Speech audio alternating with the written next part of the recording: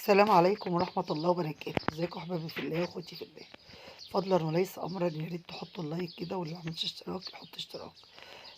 فيديوهات من سلاسل العمرة، فيديوهات مفيدة جدا لكل معتمر، حاجات احنا استفدنا منها وقلنا نفيد غيرنا.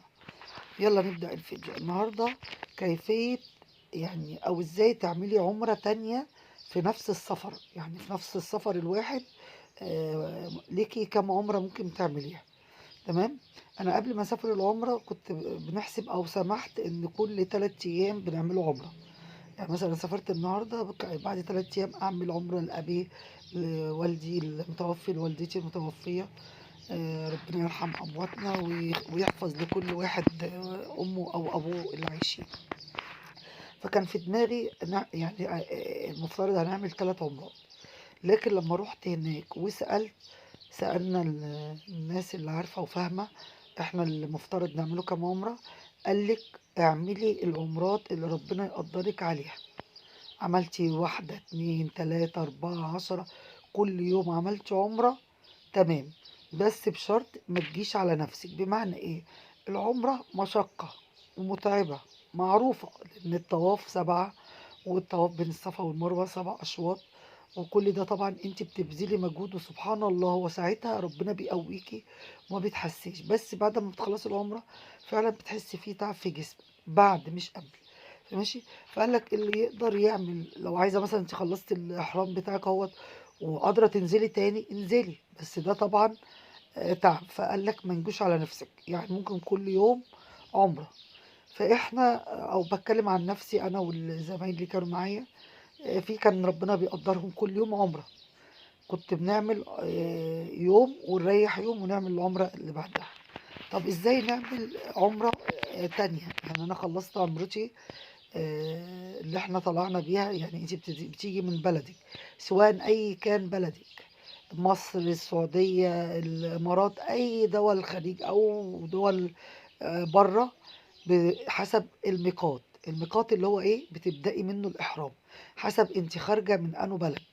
خارجة من القاهرة مثلا رايحة على مكة، الميقات بتاعك أول ما بيجي كابتن الطيارة بيقول لك هنا الميقات. وزي ما قلنا هنقوله الدعاء اللي هو إن حبسني حابس فمحلي حيث حبستني. ده كده إن احنا بدينا العمرة. أول ما بتبدأي العمرة بتبطلي كل حاجة من المحظورات. أول حاجة اللي تبطل العمرة اللي احنا قلناها قبل كده نعيدوها تاني للتذكير، إن احنا أول ما نقوله الدعاء دوت أرقدة الضوافر أو قص الضوافر أو قص الشعر أو الجماع أو النكاح، كل ده كده محظورات العمر أو مبطلات العمرة. ماشي. لو بدأنا يعني رايحين على مكة قلنا من الطيارة. ماشي. لو انت رحتي على المدينة على طول يبقى من المدينة أبيار علي، واحنا طالعين من المدينة هنقفوا في حتة اسمها أبيار علي وهتبدأي الإحرام. والأول ما انت لازم تنوي من الفندق أو من البيت الهدوم اللي انت لابساها ديت، وبدأت الإحرام لازم ما تخلعهاش قبل ما تحرمي بيها أو تعملي عمرتك بيها. يعني أنا مثلا خلاص رحت المدينة، عملت النسك بتاعت المدينة، زرت الروضة. قال لك بكرة احنا مسافرين مثلا رايحين نعمل العمرة بتاعتنا أو هنبدأوا الإحرام، يبقى هتروحي الفندق الاغتسال بدون أي روايح، صابون بدون ريحة، شامبو بدون ريحة.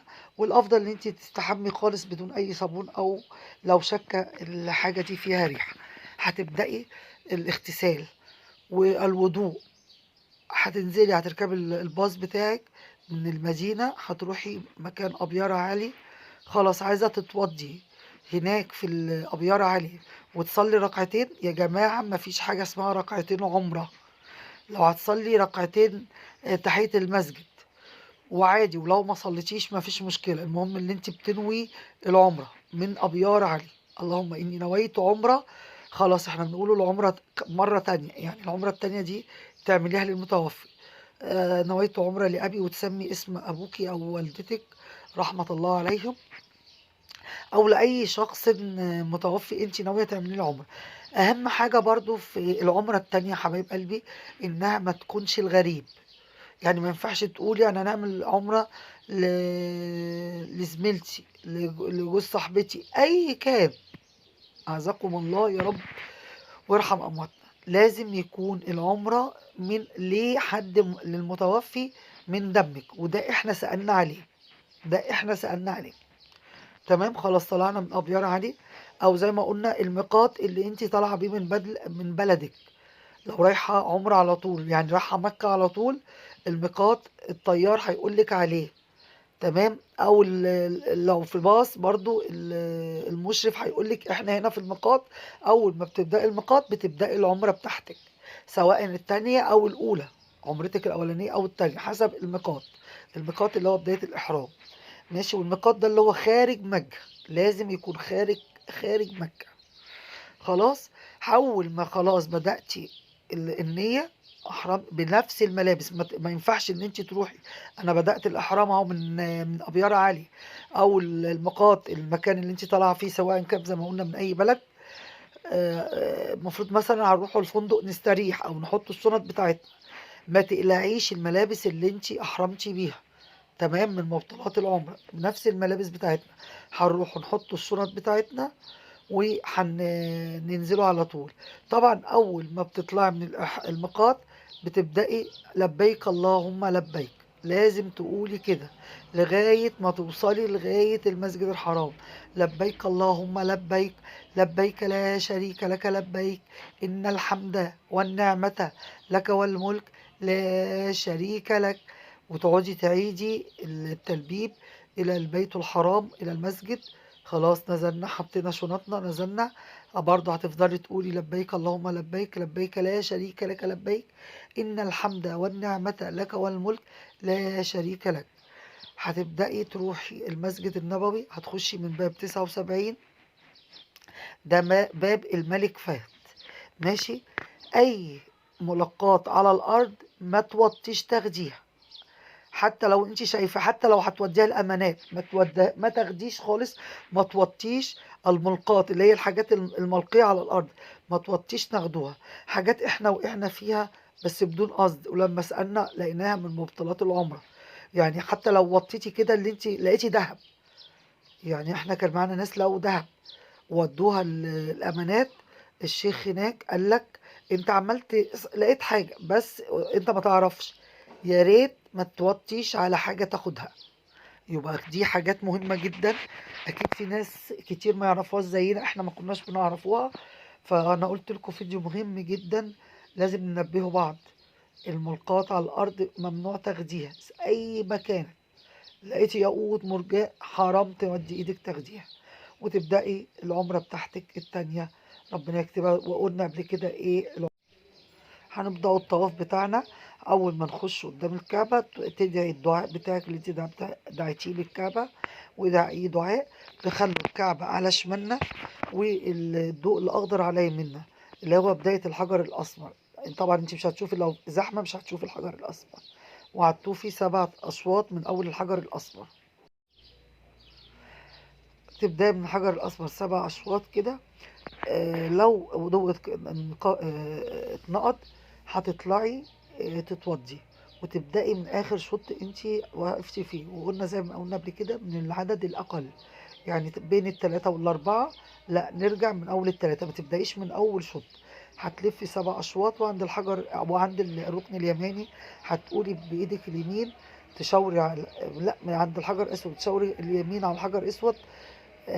تاني شوط بسم الله الله أكبر، بسم الله الله أكبر.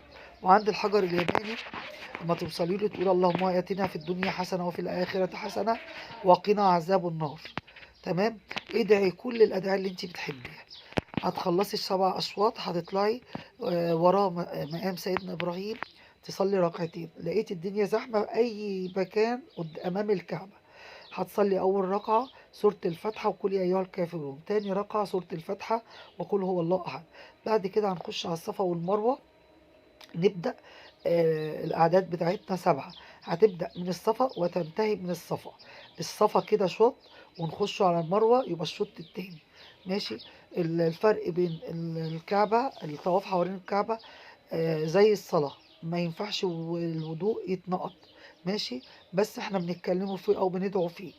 لكن الصفا والمروة لو وضوءك اتنقض عادي بتكملي السعي عادي خالص، وبرضه بتدعي جميع الأدعية. في لمض خضراء دي الرجالة بيهرولوا فيها، الستات مش مستحب، هي مش محرمة، لأن ستنا هاجر كانت بتهرول، ماشي. هي غير مستحبة عشان العورة، ان انت بتجري جسمك بيتهز، فغير مستحب.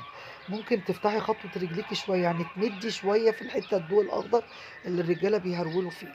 هتخلصي السبع أشواط بتوعك، هتقصي سنتي من شعرك.